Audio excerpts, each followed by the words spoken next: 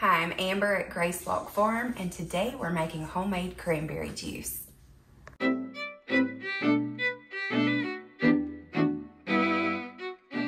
Today we're making homemade cranberry juice, and the ingredients for this project are super simple. You're only going to need a few things. First, you're going to need some jars. I like to can mine in quart jars, but you can use pints if that's what you prefer. You're going to need cranberries. Frozen works beautifully here, and you can find them on sale this time of year. You're going to need sugar and water, and that's it. When you make your own cranberry juice at home, you don't have any of the preservatives and the junk that comes in store-bought juice, so you can feel good about feeding this to your family. So let's make it together.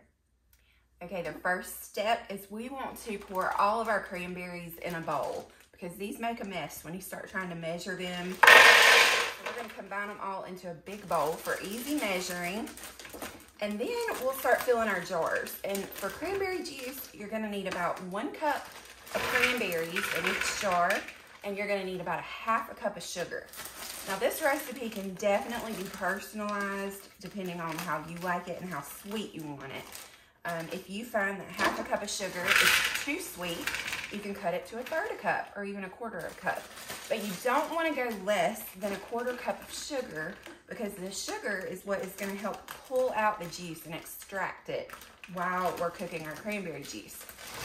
So once you get your bowl full, you can start filling your jars up and add your sugar and water, and we'll be ready to roll. All right, so beautiful bowl of cranberries. I love this time of year.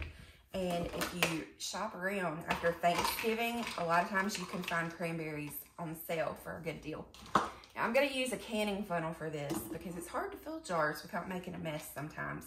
We're gonna do 1 cup in each quart jar. Simple enough. And it can be a heaping cup. This is not an exact science. This is your kitchen, your rules. You do it the way you like to do it. But 1 cup. And once we get these filled, we're going to start adding our sugar. Now, somebody is going to ask, can I use honey? I know that question's coming. In this particular case, no. And the reason is, if you use honey in this recipe, it might work, but it's going to lose all its medicinal properties because we are going to process these in a canner at a high temperature for about 25 minutes. And that amount of time is going to completely obliterate the benefits of your honey. So regular old sugar is what we're using today. And I'm going to go with ½ cup. And it's going to be sort of a scant ½ cup. And I know this looks so simple, but you literally are putting this together in your jars. Now, you may have seen recipes for making cranberry juice on the stovetop, and you can certainly do it that way if you do not want sweetened cranberry juice, but this is a quick and easy way to stock your shelves with cranberry juice that's already sweetened, and this is ready to use. When you open your jars, you can pour it in a cup and go, and you'll have the beautiful cranberries in the bottom that you can use as well. I've used those to make muffins in the past, or even just a snack on whole if you're dealing with something where you need the benefits of cranberry. So there's our jars. Look how beautiful they look. And then the last step is we're just gonna fill these with water. Now, a word on the water you use. You do not want to use tap water for this. You want to make sure it's filtered water. If you have a well, you should be fine. But I'm using just plain filtered well water here. And we're going to pour it in. And we want to fill this to 1 inch headspace, which means we want to leave 1 inch of space at the top of our jar. All right, just like so. And you're going to see the cranberries all float to the top and the sugar's all in the bottom. That's perfectly normal. And as we process these in the canner, the sugar will dissolve, and we're going to start to see a color change happen gradually as we go through the process. So go ahead and get them all filled up with water, and then I will show you exactly how you preserve these to make this shelf stable, so you don't even have to store this in your refrigerator. These can go straight on your shelf after they're canned.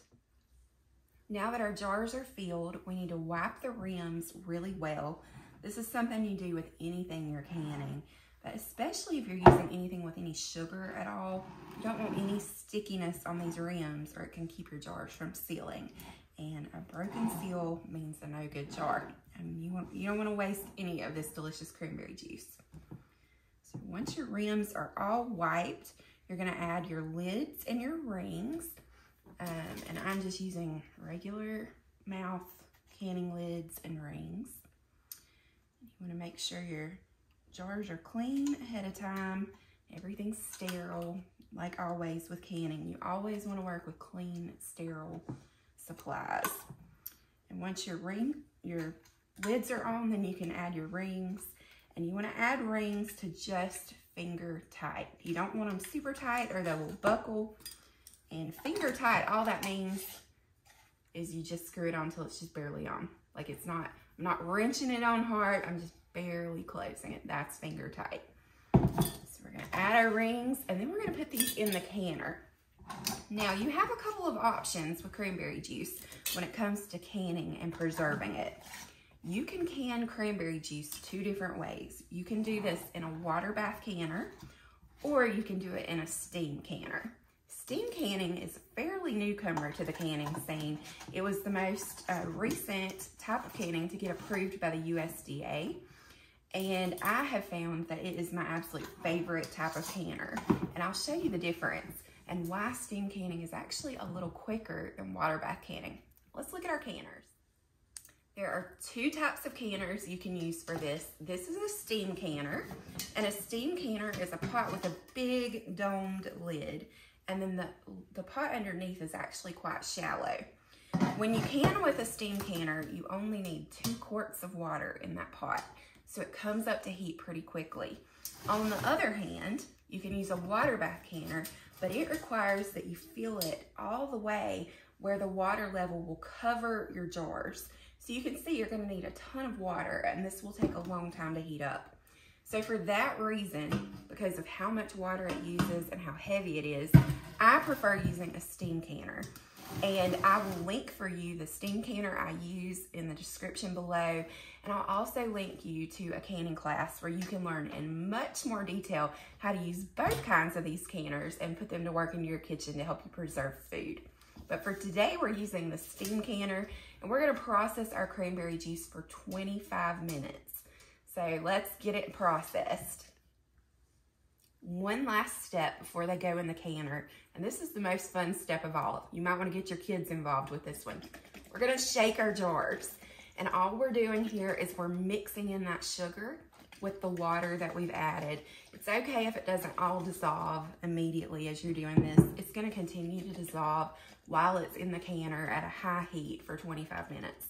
But we wanna go ahead and just give it a good shake before we put them in. And even after shaking, you'll see it still doesn't look like it's juice, right? This is all clear. The magic starts to happen after we can it. So I'm gonna process these and then I will bring you back when I'm finished and show you how the color starts to change. All right, guys, the cranberry juice just came out of the canner and it turned out great. You'll see here the color's already starting to change a little bit and the red is taking over. This process is gonna continue for the next 3 to 4 weeks and the color will continue to deepen and the flavor will deepen.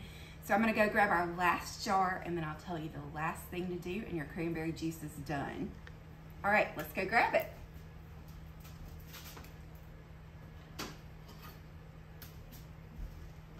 Beautiful homemade cranberry juice.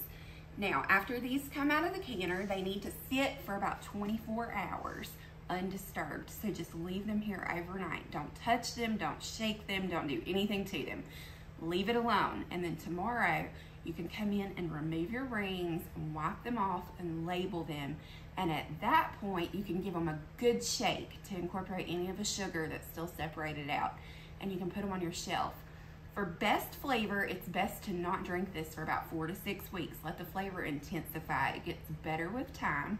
And when you taste it, you're gonna immediately be able to tell the difference. This is not store-bought. This is good homemade cranberry juice. Super powerful in medicinal properties and delicious. Your kids are gonna love it. You'll enjoy it. So thanks for hanging out with me today and making cranberry juice. May your kitchen be blessed, and I'll see you next time.